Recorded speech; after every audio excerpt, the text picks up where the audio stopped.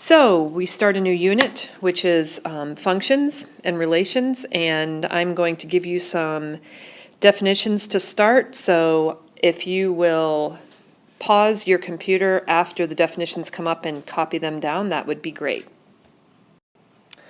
Okay, and if you remember from Algebra 1, typically they tell you what variable to memorize that these go with. The domain is always the set of x values. The range is the set of y values, also called input and output, also referred to as the independent variable and the dependent variable. There are many ways that you can represent pairings between an input and output. They are ordered pair, table, graph, and mapping.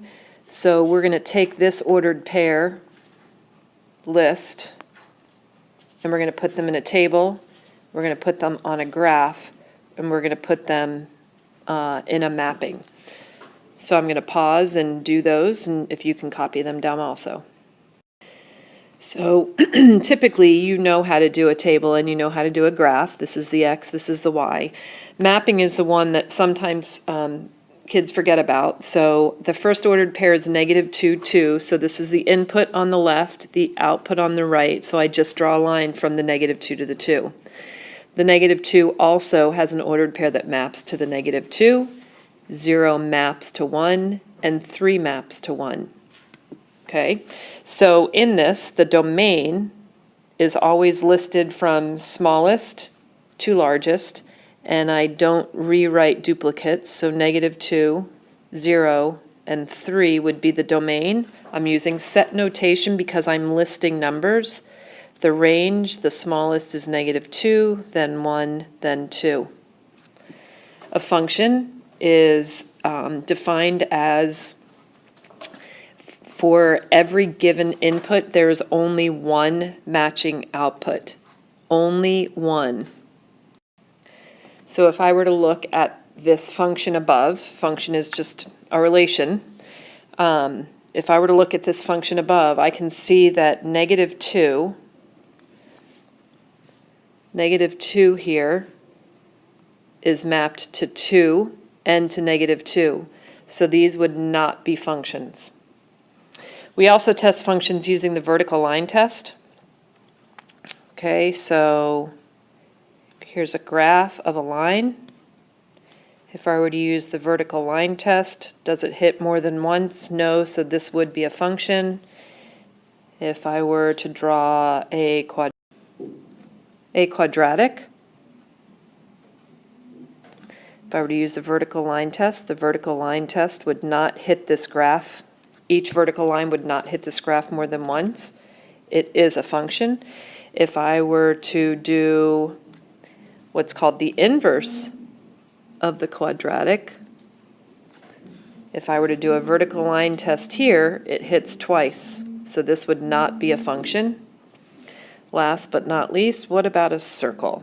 If I were to graph a circle, is a circle a function? The vertical line test says it hits twice, so no. Now, why does the vertical line test work? Okay, so we never just assume a rule. This x right here, let's just assume is -2. This point right here is -2 something, and this point right here is -2 something. I know these two somethings are different. Whoops, that two and that are different. I don't know how I got that ugly thing, but it's going to work. So whatever goes with that -2 and whatever goes with this -2 down here is different. So I cannot have the same x mapped to a different y. How about that? That two and that two. Okay. Okay, function notation throws people off sometime. What the heck is f parenthesis x parenthesis? That's just read f of the function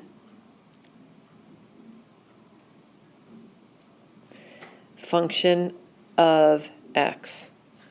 Okay, f of 5 means the function at 5, evaluated at 5. It does not mean 5 times f. So this just means evaluate this function at -4. So I'm going to plug -4 in here. Always plug in parentheses. I'm going to get -16 plus 8 plus 7, which is -1. Okay, now go ahead and try g of x, and you get -2. So again, this in here just means plug that in for x, f of x, g of x. Evaluate the function g using -6 as your x. Okay, plot the given graph, the given function on the indicated domain, then state the range. So I think I'm going to change this first one. Instead of 0.08, I'm going to make it 0.8. Okay, so we're not going to do this over here. We're just going to do 0.8. Okay, and I want a graph on the domain -infinity to +infinity, which means I can plug anything in for x I want. I'm going to start with 0. If I plug 0 in there, I get 0. If I plug 1 in there, I'm going to get 0.8, which is going to be about right there.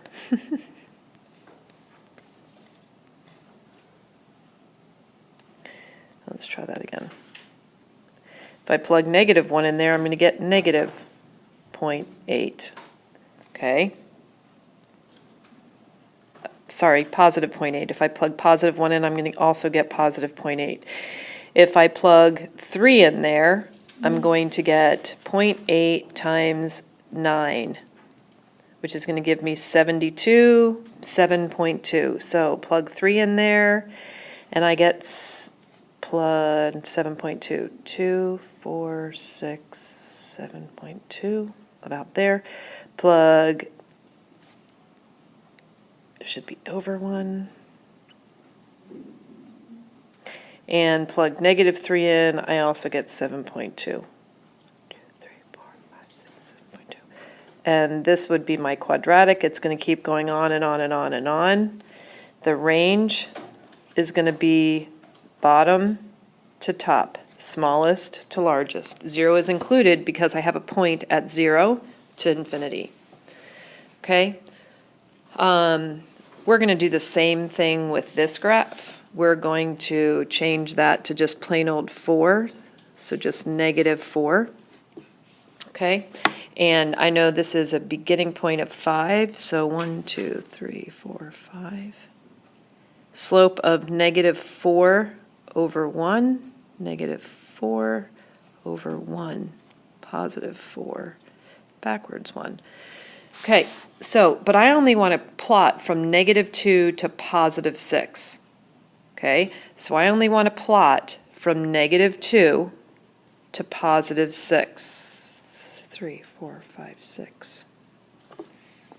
All right, so that graph is going to go from -2, which is off the graph about here, to +6, which is down here somewhere. Okay, now here's the question. -2, is it included or not? It is not included. So at -2, this point, I have to have an open circle. 6 is included. So down here at 6, I'm going to have a closed circle. Now, what's the range? Well, what is my y when x is -2? If I plug -2 into here, I get 8 plus 5. So I'm going to be at 13, but it's not included. If I now plug 6 in here, I get -24 plus 5, which would be -19. But it is included. Now there's something wrong with how I've listed this. It needs to be smallest to largest, and that would be my answer. I'd like you to pause the video and do this last example on your own. The graph will look like this because I only want to go from 0 included, so a closed circle, to 7 unincluded, open circle. Now, range is going to be from the bottom to the top. The bottom is -3, and it is included. The top is 4, and it's not included. So challenge question. Sketch a graph of a function with the given domain and range. Here's your domain and range. What's included, what isn't included. And I'm going to put pause. You get a piece of graph paper, put an X and Y axis on there, and see if you can figure it out.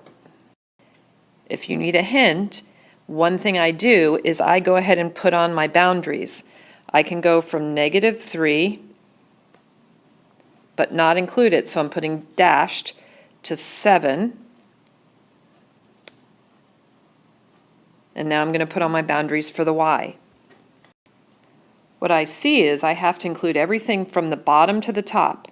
So everything in the range is included from -5 to 6. But in the domain, I cannot include -3 as my X. So I really want you to pause and give this a shot. Here is an example of something that would work. It is a function. Make sure it can pass the vertical line test, and we'll be practicing these more. And I probably just should have put a closed circle here, not that I had to. See you tomorrow.